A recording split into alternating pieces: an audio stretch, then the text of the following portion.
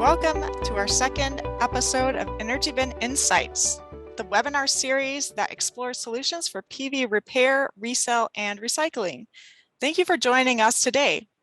My name is Melissa Schmid. I am the marketing manager at EnergyBin, and we are an online business community for solar professionals who are committed to accelerating a robust and sustainable secondary market. Our members collaborate via equipment trade, networking, and educational activities like this webinar. Today's presentation is all about PV recycling in the United States and what is going on to build the infrastructure capable for reaping economic opportunities. Before we start, please note that you can pose questions as we go, and thanks to those who submitted questions prior to the event. We'll have time at the end of the presentation to address questions. Also, a recording of this webinar and the slide deck will be available at the link provided in the chat box. Our guest presenter today is Evelyn Butler, Vice President of Technical Services at Solar Energy Industries Association. Evelyn leads SEIA'S work on various efforts that provide support and advocacy on a range of technical issues that must be solved to facilitate solar's continued rapid deployment and mitigate business risks for members. This includes engagement in the improvement of model codes and product standards to enable flexibility and innovation while promoting safety and quality standards and reducing regulatory burden. She also supports SEIA'S corporate social responsibility efforts to ensure socially and environmentally responsible supply chains and sustainable end-of-life strategies for solar hardware. Evelyn joined SEIA after over 25 years at Underwriters Laboratories, spending the last 12 years in renewable business management. Welcome, Evelyn. Thanks, Melissa. Thanks for having me on the webinar. Looking forward to our discussion. Great, Evelyn. Feel free to share your slide deck, and we'd love you to start off by giving us an overview of the PV recycling sector in the United States and the role you play. Absolutely. Thanks, everyone, for joining as well. I hope you can all see my screen. Slides are going and okay. I'll just move through the first few rather quickly, since Melissa was kind enough to give me an introduction there.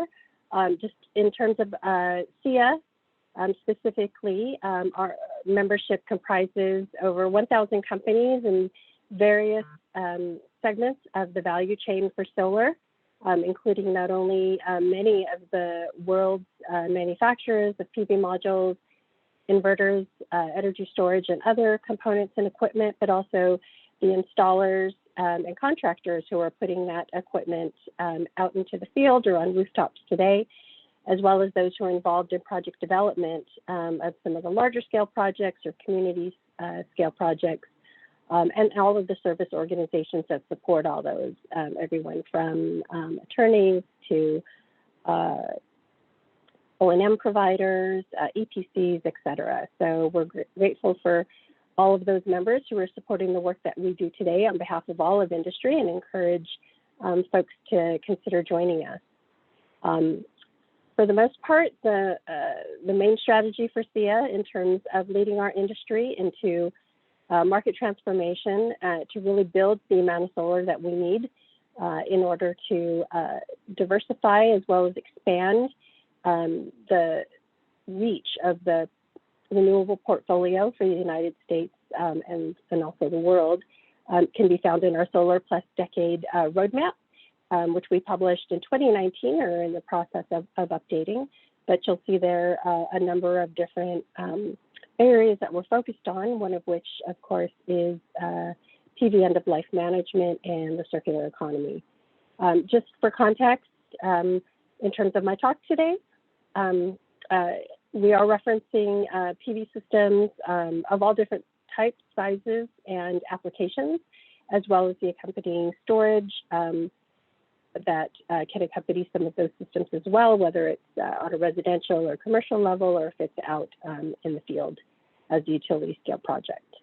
The products that we'll also cover, we'll primarily talk about PV modules today, but we also want folks to know that inverters and energy storage is also very much recyclable or potentially available for resale or reuse.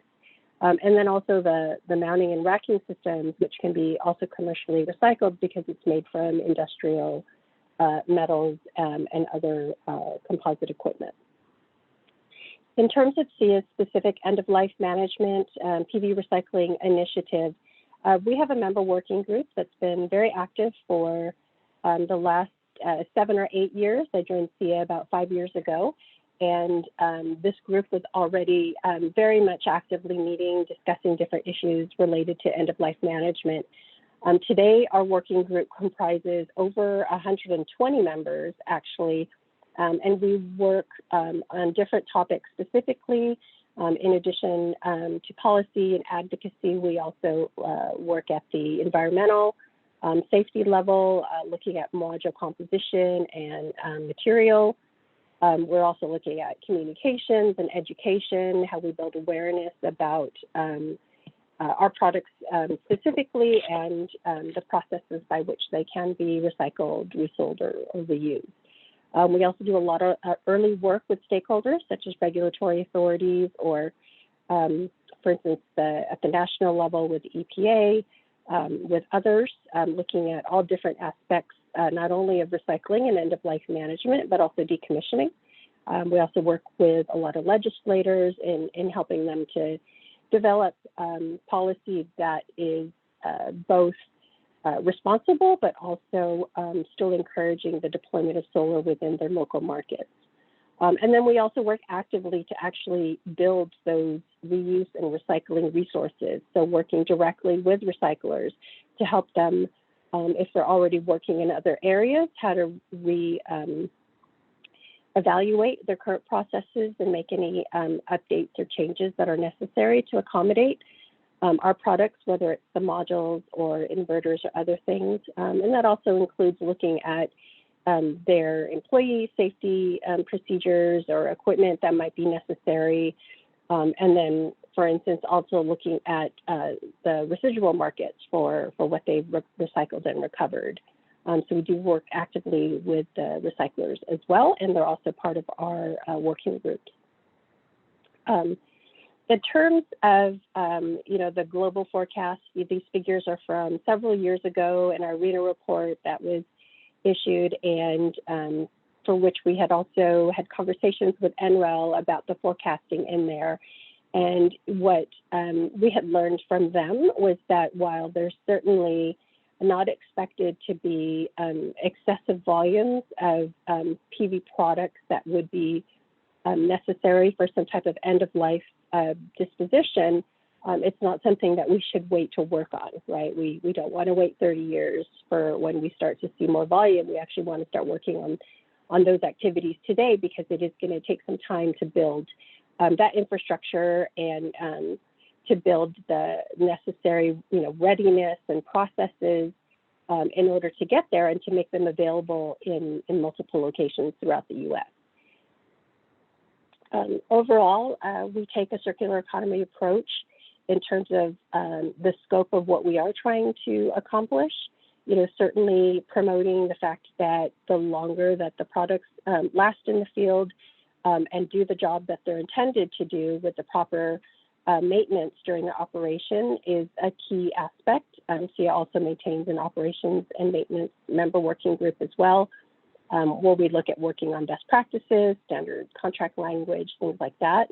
And then, of course, through our solar circular economy working group and PV recycling working group, we look at the different aspects of reuse, refurbishment that might be necessary, and recycling. And we actually did start with recycling first, mainly because a lot of the products that we were seeing early on, we'll talk a little bit more about that later, were more particularly appropriate for recycling, but certainly as we look at reuse and what the opportunities are there, there's quite a heavy work stream that we also need to take into consideration, and that also involves then looking at safety and performance. What is the impact of a reuse or refurbished product from a product safety standards perspective and making sure that it's appropriate to be installed just as safely as it was originally intended.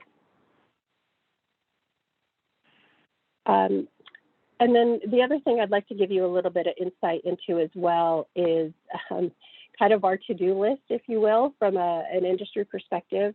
And our member working group, we've identified different channels in which we see some of the work streams that we've got to work through in order to develop some robust solutions for different markets and for different opportunities that are available. There's also different considerations for the type of entities and organizations that might be involved in participating in these markets. And so really trying to find some of those organizations or startups or companies that can also help build opportunities is another thing that we're very much keen on because we know that also will assist in helping build more of those solar jobs in the US as well.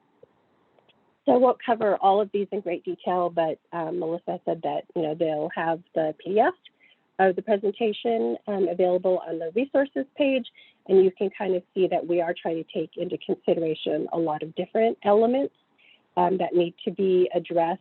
So for example, under the recycle kind of work stream, we're looking at how do we develop collection, to ease the burden of some of the logistics, which tends to be a big part of the expense related and the costs related to recycling.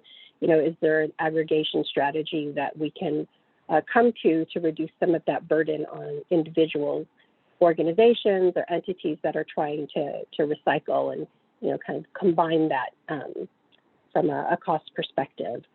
And then also looking at how do we look at R&D in order to look at specific recycling equipment. Is there an opportunity to maximize material recovery from that aspect as well? What types of things can be done from the recycling perspective in order to make sure that what is being recovered, is done so in a way that it could be reutilized in the manufacturing arena if possible. And then how do we also make sure that the right messaging and the accurate statements and scientific and technical justification is actually being shared and understood. So that's just one example of some of the things that we're working on. Today, I thought I'd also cover some information with respect to what is the type of recycling products that are being destined for recycling today and for what reasons might that be. And the 5 main reasons are listed here. And you notice that it's not quite the end-of-life products that we're looking at, although some of the activity is going on, but what we're mainly seeing is manufacturing scrap, warranty-related returns. There might have been some breakage during logistics or handling, or some other quality associated issue from a warranty perspective. Most modules are covered separately by equipment warranties and performance warranties. And so depending upon, where that is in the lifetime, the type of warranty that's associated with it and how that's returned and then potentially recycled. We've also seen some rather extreme weather events, where either abnormally sized hail, was cracking glass on projects, or just other really inclement weather, tropical storms, hurricanes, things like that. And then we are seeing some activity as well, although it's sometimes hard to get the data on this with respect to technology upgrades, where newer modules that are being added into projects or replacing older modules that have been in the field for a while, and the economics back that up. And while some of those products are also probably really key for reuse, there just may be a conscious decision by the owner developer to go ahead and pursue their recycling stream. The other thing I'll cover is folks are always asking us, why recycle modules? And mainly it's because the majority of material composition within the module itself is recyclable. And it's pretty common, in terms of commodity recycling, for glass or aluminum or polymers, and then also looking at some of the metals, including some of the more precious metals, if you will, that can be recycled and reutilized because they have a high value. So again, some more insights from NREL that were shared with respect to that. In terms of our working groups today, the three main things that we are focusing on from the recycling perspective are, one is administrating our national program, where we're actually evaluating the service capabilities of those recyclers, their opportunities downstream to sell or reincorporate the material they recover into other products. And I'll note that even though we pursue a lot of this work with recyclers because we're trying to provide solutions to our members, anyone can use these recyclers. There's no restriction there. We want to encourage use of these partners and organizations because they're obviously providing a service that is needed and that should be open to all. We also, again, as I mentioned before, work directly with them. And then over time, we have been working on collecting data so that we can align that with some of the modeling that has been proposed so far, and to see where we actually are from not only a recovered material perspective, which we do tend to model, versus being able to individually weigh that. That's a little bit more tougher to do because sometimes these waste streams are combined with others. But at least some starting point for collecting data. This is a map of some of the recommended organizations that include some of our partners that we've worked with in the past and currently that are accepting PV modules specifically, but many of them also will accept inverters and other system components. And they're located right now in kind of where you're seeing all of the little indicator spots across the U.S. Obviously, we would love to grow this network, and we have several new partners that we're working with today.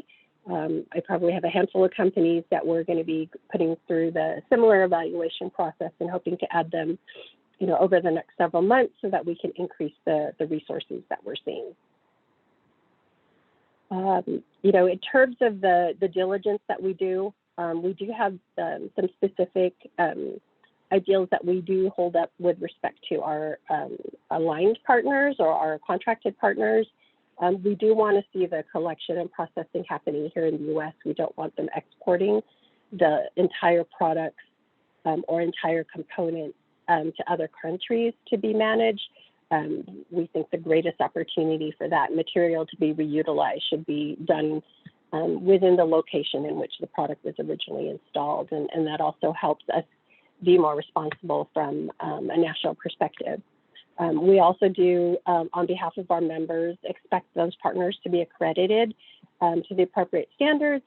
I've listed a few of them here before, and one of the things I'll mention with respect to R2 is there is an effort that will be starting soon with respect to specifically adding PV module recycling considerations to the R2 standard itself. And there's a call out for technical advisory committee applications. So if you're interested, I recommend you go to the SERI website, it's SERI, and just do a quick search on R2 TAC, and you'll be able to find the forms and the information there. The other thing is we do ask for the recyclers to give us an idea of what is present in terms of the composition of material that has been recovered, and if it is going more downstream for additional usage in manufacturing. So for instance, will the glass be going for fiberglass manufacturing, or in some cases, sometimes the glass is remineralized, which is what one of our partners does, and it can go to other paints or solvents or other types of products as well. Of course, we do ask for some benefits for SEIA members. One example is we do ask for there to be no minimums. Some of the recyclers might need a minimum quantity in order to batch process the products that we aggregate at the industry level, so that we have multiple organizations or members sending them product, and then have a real clear dedication to work sustainably and promote sustainability from their mission perspective as well. Couple of fact sheets, and I'm just trying to make sure I'm staying within time here, that are available on our website, kind of an overview of our approach in terms of reuse, refurbishment, and recycling. That's available on our website, as well as some guidance with how to prepare to send your PV equipment for recycling, and some process-oriented considerations that we think you should take into account. This here, again, I won't go into this one in full detail, but it is an example of what a mechanical recycling process might look like, in terms of, how the products are inspected when they're received at the recycler, if it could be reutilized, and if not, there might be some pre-dismantling. So for instance, the aluminum frame from a crystalline silicon module might be removed and then the laminate shredded, et cetera. And so this is, again, one example. Different recyclers have different equipment and processes. And, so if you are curious about that before retaining the services, that's something you could definitely ask the recycler that you're working with. Here's another example of some of the equipment that's utilized in that same process as well, and some of the resulting materials that are recovered, again, courtesy of one of our partners. And then really quickly, what I'd like to do is talk about some of the state policy work that we do within each of the states that are more active in terms of understanding what the right ways are to recycle modules, and how to make sure that that's being done responsibly within each state. California is obviously a state where there's quite a lot of solar. There was a lot of work that had been done since even before 2015. I think the original work started in 2011, quite honestly, that looked at how to characterize end-of-life PV that's intended for recycling as universal waste, and the state agency responsible for creating those regulations. After quite a long period of time, the regulations were approved and enacted as of January 1st of this year. And the process there started with organizations that qualify as handlers of PV modules destined for recycling, did have to notify the DTSC 30 days before they collect, transport, or treat any of those products. And I think I checked their database last week. There's about 70 organizations that are registered and providing information back to the DTSC on an annual basis. What has not been worked on quite yet in California is any type of administration process, such as through CalRecycle or any of those agencies that look at that part of the process of recycling. In Washington, last year, there was a 2017 legislation that was amended in order to provide more time for study, in order to address the original stewardship style program that was enacted there, very similar to their e-waste program, where there were still some areas of concern and additional collaboration that was needed in order to enact that. We're still working on that, so that in the next legislative session, we can make some recommendations. For those of you who are active or involved in or monitoring what was going on in North Carolina, there was also about a one-year study that was conducted in order to look at the different types of solar that were being deployed within the state. That final report was authored and delivered by the Department of Environmental Quality to their Environmental Management Committee. And that is going to go to the legislature for review and approval. And their two main recommendations there were that any financial assurance that would be additive for some of the larger scale solar projects, and actually also energy storage and wind were part of that scope, or battery storage. that be re-looked at within about 5 years in order to, kind of assess the processes at that point. And then there was also a recommendation that PV modules be characterized as universal waste to facilitate the handling and the logistics of those. So similar to what happened in California. A couple other states that I'll cover really quickly. So New Jersey also did pass some legislation in 2019 to develop a recycling commission to look at different options. That commission is actively meeting now and have been for several months. They're working on their recommendations and report, have done a presentation to them and a lot of Q&A and support from a technical perspective. Illinois had also pulled together a voluntary stakeholder work group without the necessity of legislation to look at the issue as well. And at the moment, they're working on some policy approaches for consideration in a future legislative session. And so continue to monitor that and the progress there. And the same for Minnesota. They had also created and started a stakeholder effort to do the same, and we're still working through a number of different recommendations there and approaches to see how we can also work with them to potentially recommend some policy approaches.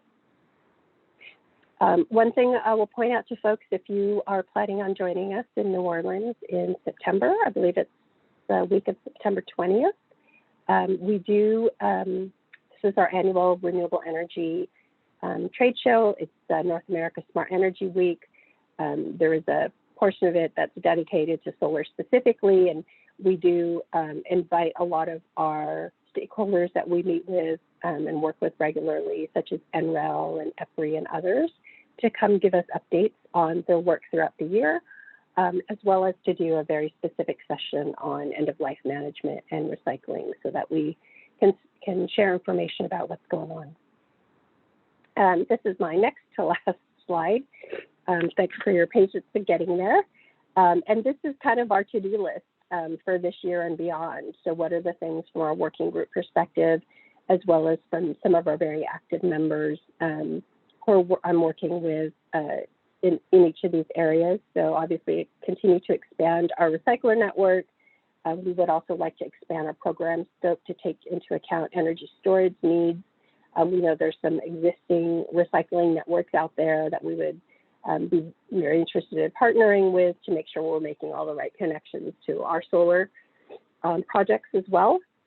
And then, obviously continue our advocacy and technical support work in many of the different states and encourage and support additional research. Many of you may have seen that the Department of Energy Solar Energy Technologies Office released a request for information earlier this year, and that is usually a precursor to some type of funding announcement or opportunity announcement that will focus on, different things related to end of life. We're looking actively at developing a reuse market, any standards or best practices associated with that, and then obviously the refurbishment protocol. We are in talks and working with one of the major standards development organizations to get us to that end. So that is it. Sorry for talking if I was talking really fast, but happy to turn the screen back over to you, Melissa, and keep going. Wow, thank you, Evelyn. This is all excellent information. And like I said, this presentation slide deck will be available for download on our website at the link I gave.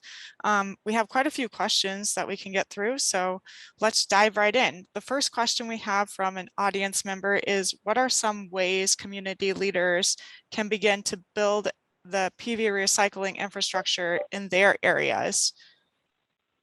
Yeah, that is a great question. So we have actually also worked with a number of municipalities in trying to assess, how to responsibly start to collect and gather these products, and then what needs to be done on their part. And because of the typical long lifetimes of these products, reuse is obviously something that we would advocate.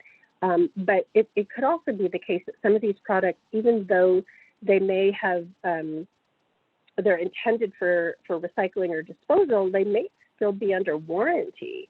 And some of our member companies do have take-back programs.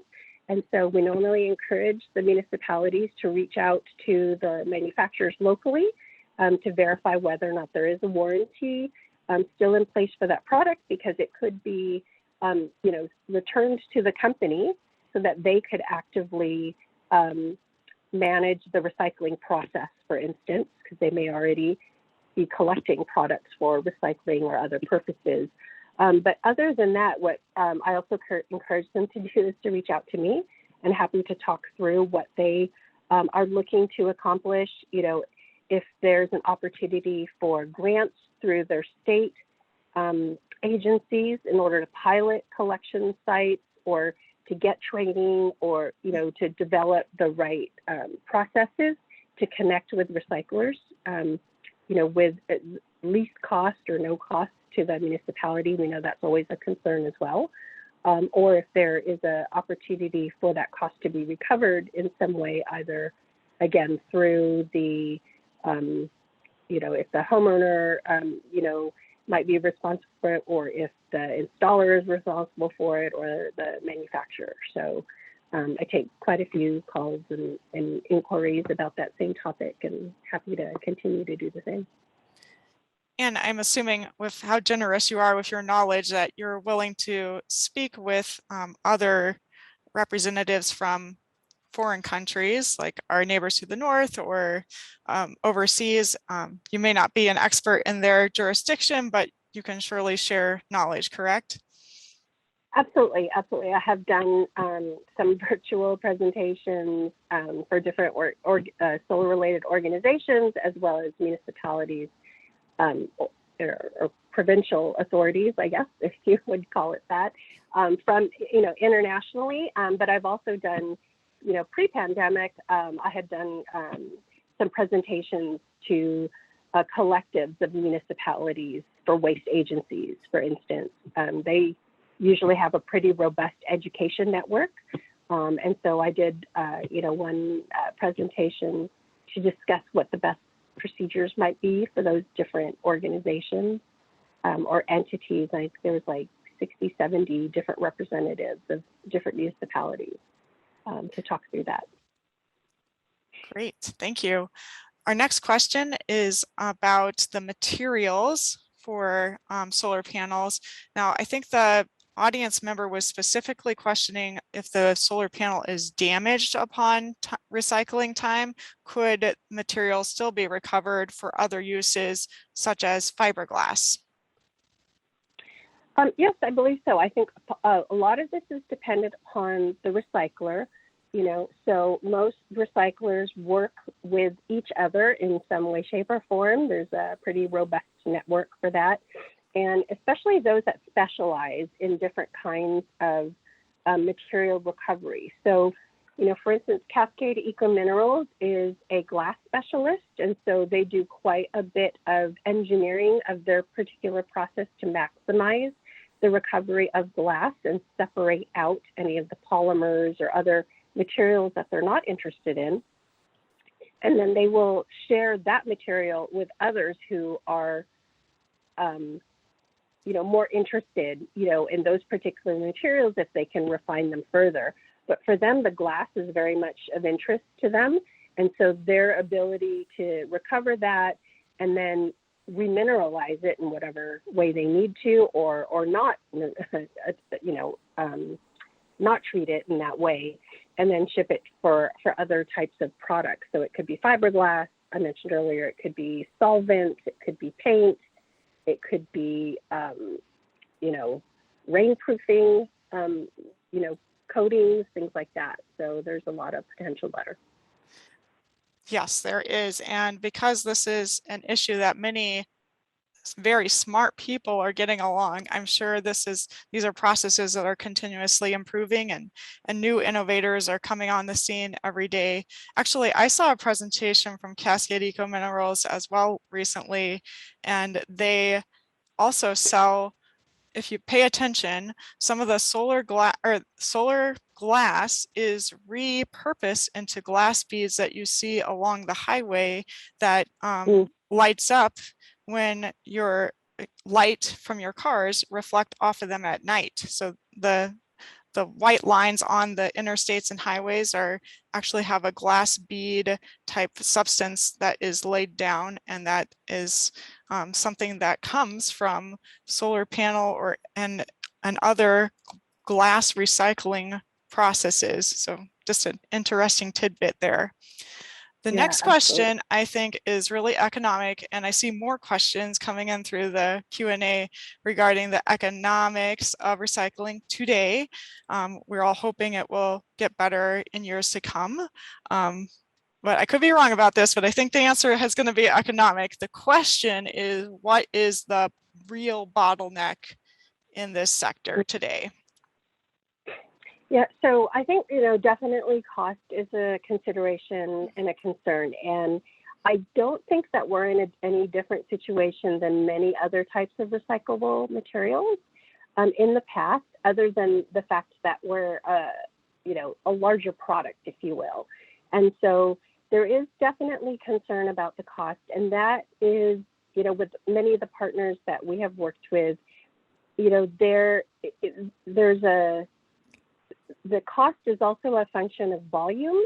And so because that we're not seeing quite, an extensive amount of volume, the cost to recycle is higher. And we expect that to kind of level out. As there's more volume, then there's more batch time, if you will, devoted to recycling more panels.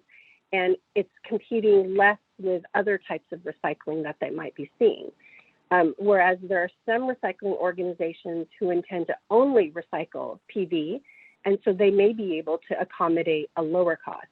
But definitely where we're seeing still a high component of that cost is in logistics and transporting the panels to be recycled.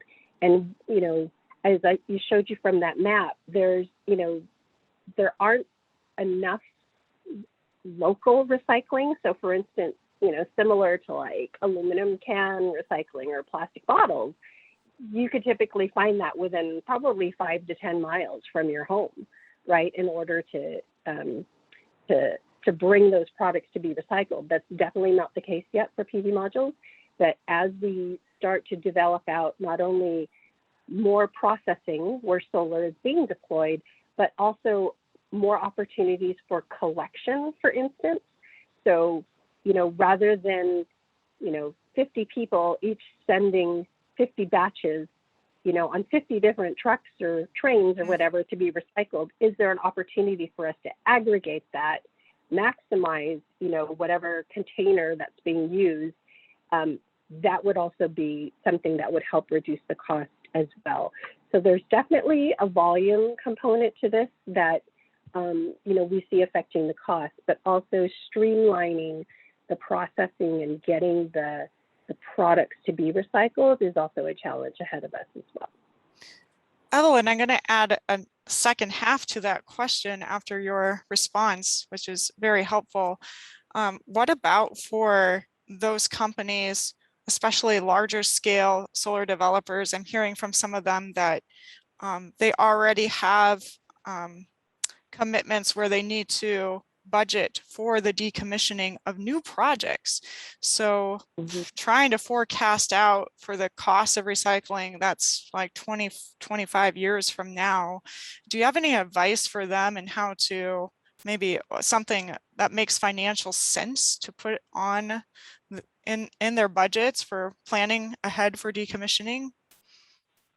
Yeah, definitely. So, that's a pretty intricate process, right? And normally the sureties or financial assurance that's part of the decommissioning budget, typically that is being estimated by, it could be a third-party engineer or it could be an independent engineer, to give more credence to the estimations that are taking place.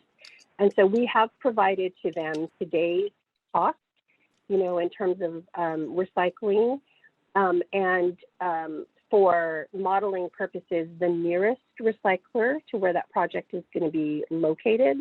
We've also provided them with insight into some of the recyclers that are looking to invest in more mobile recycling services and to get a sense of what that cost is. So that at the end of the day, even if they're not able to nail down an exact future cost, that might be able to extrapolate from today's cost, whatever it is that they have identified for their decommissioning costs should cover that, adequately. We know another component that folks are taking into account for decommissioning is any potential salvage value.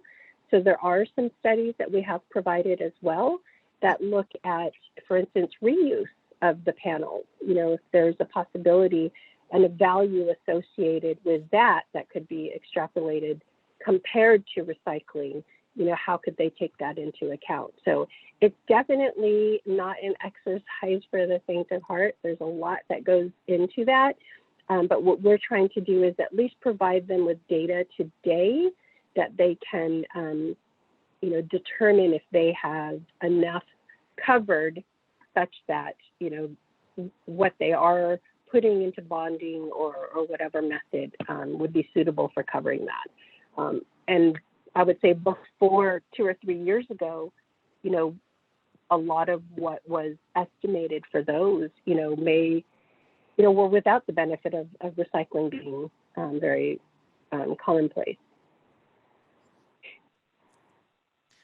That helps a lot, I think. And I'm sure you'll continue to keep us updated on new information as it becomes available regarding that. Because also, as we know, because I sat on the work group as well with SEIA for a while, and I realize now reading these legislative bills, you may think, oh, this doesn't apply to me. Why should I pay attention to this? This is boring. But as I found out really quickly, the passing of a legislative bill changes everything. So it doesn't, you may say, oh, it's more cost effective to dispose of these panels in landfills today. Well, tomorrow, if a bill gets passed and mandates recycling, then you don't have the choice anymore. So that can change. And also we're seeing, as you gave us such a great overview of current legislation that is either passed or being worked on. It's state dependent right now in the US. So in Washington, yes, the manufacturers are expected to cover the cost to recycle. However, that can differ from bill to bill. It really depends on how it's written. And we have to remember that if a manufacturer is recovering the cost of recycling, at least I believe, I feel like I'm a pretty savvy consumer, that means that the cost gets passed on to the consumer at the end of the day. So we are all responsible for recycling, and we all will be economically responsible as well. Would you agree with that, Evelyn?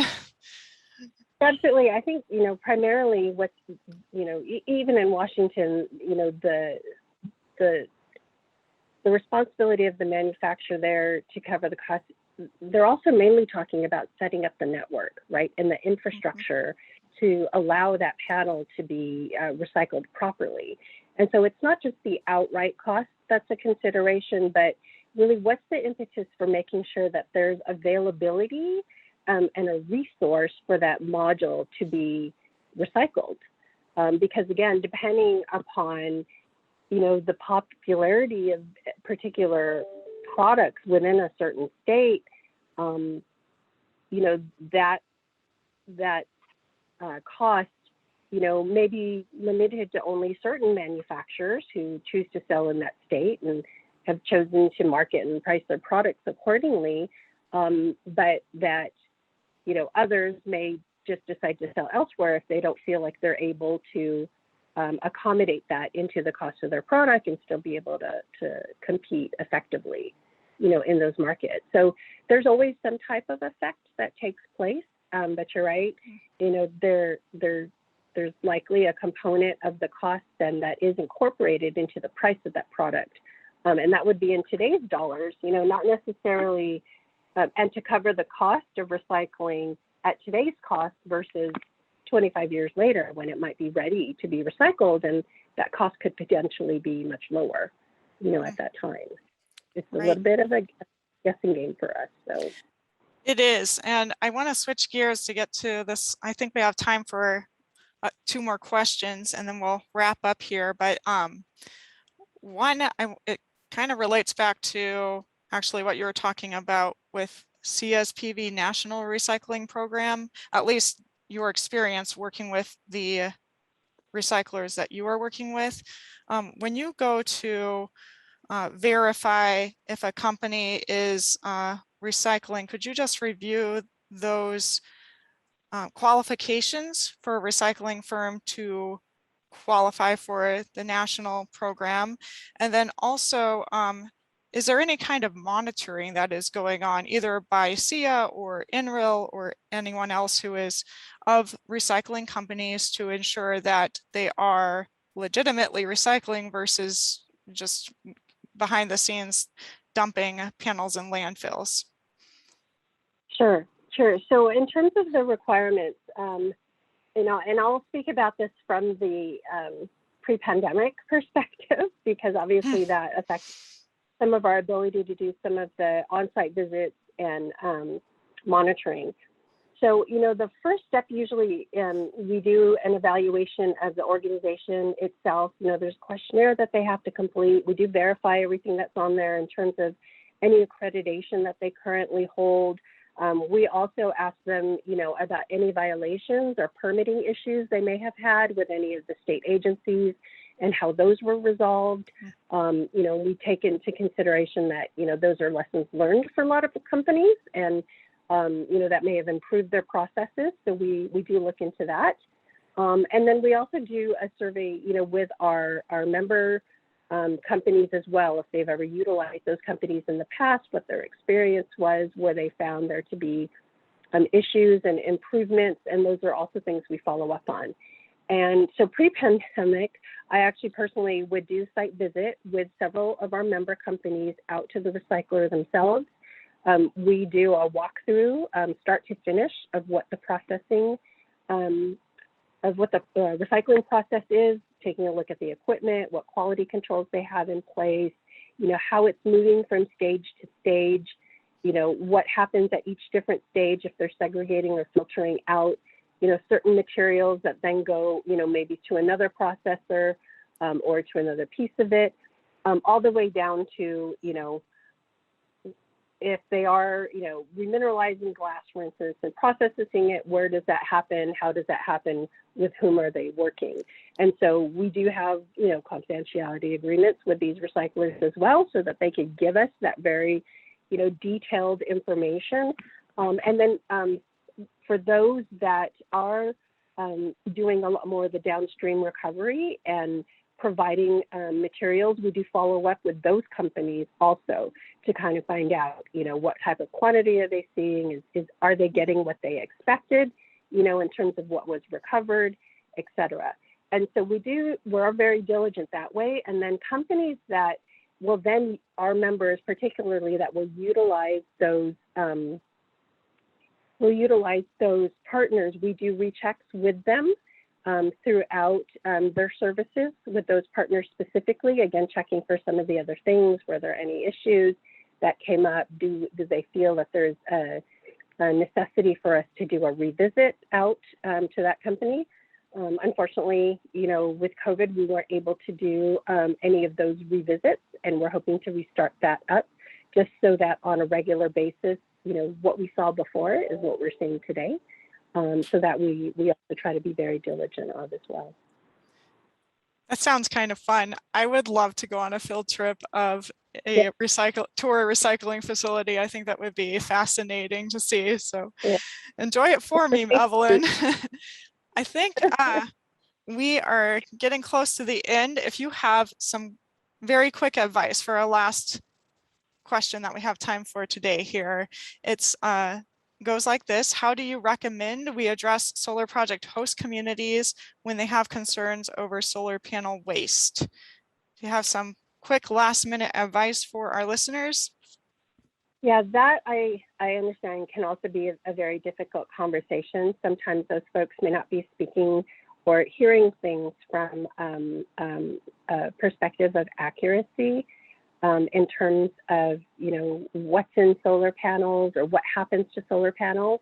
But particularly for those, you know, projects that are larger in scale, so community-sized projects, utility-sized projects, you know, the fact that for every type of energy generating resource, a decommissioning plan or an end of life plan is a requirement for the original permitting is something that should be highlighted. And it doesn't matter if it's solar, if it's wind, if it's nuclear, if it's whatever it happens to be. That decommissioning plan is a requirement for the county administration or the local authority to even give a blessing or an answer, a yes or no, to if that project's going to take place. And so, you know, asking questions or providing information about the diligence that has been done in order to address that is really important. And that goes, you know, to sharing, you know, what have you done in your estimations to look at, well, if these need to be recycled, what happens there? If these are going to be reused, what happens there, or resold? Or, you know, how are you bringing that land back to its original state? That's typically also a requirement of every large-scale project. And so the details of how that is done, so if it was arable land to begin with, you've got to make it arable land at end of life. And so understanding that's a requirement of the project developer and being willing to share that information, because again, you know, the use and the permit is what you're looking for, and that's the reassurance that it gives. So I would definitely share that information is really good to offer in those conversations to quell some of those fears, at least, you know, for the most part that you can. In some cases, you may just have opposition that you just can't refute, but we encourage you to do your best, and certainly, you know, industry members should reach out to us and see if we can help with some of those talking points. Great. That is so good advice, Evelyn. And we're actually coming up to the end of our time now. Thank you so much, Evelyn, for sharing the knowledge about the PV recycling sector with us. And I would encourage any of you to reach out to SEIA and visit their website, seia.org, if your questions didn't get answered, or if you'd like more detailed information, you can reach out to Evelyn directly. So thanks, Evelyn, for offering your time for others. And Sure, if you would like to be a guest presenter for EnergyBin Insights to discuss a solution for PV repair, resale, and recycling that you have experience with, feel free to send me a topic proposal and presentation outline to my email address at melissa@energybin.com. These webinars and other marketing activities to promote a sustainable secondary solar market are made possible by collaboration with industry professionals like yourselves. If you share our vision, please get in touch with us. Join our EnergyBin community to help support these efforts to buy and sell equipment on our safe trading platform, and to network with your peers in the industry who are providing solutions today for repair, resale, and recycling. Also, subscribe to our newsletter to be informed of upcoming webinars and other secondary solar market resources. Thanks again for joining us today, and we'll see you next time.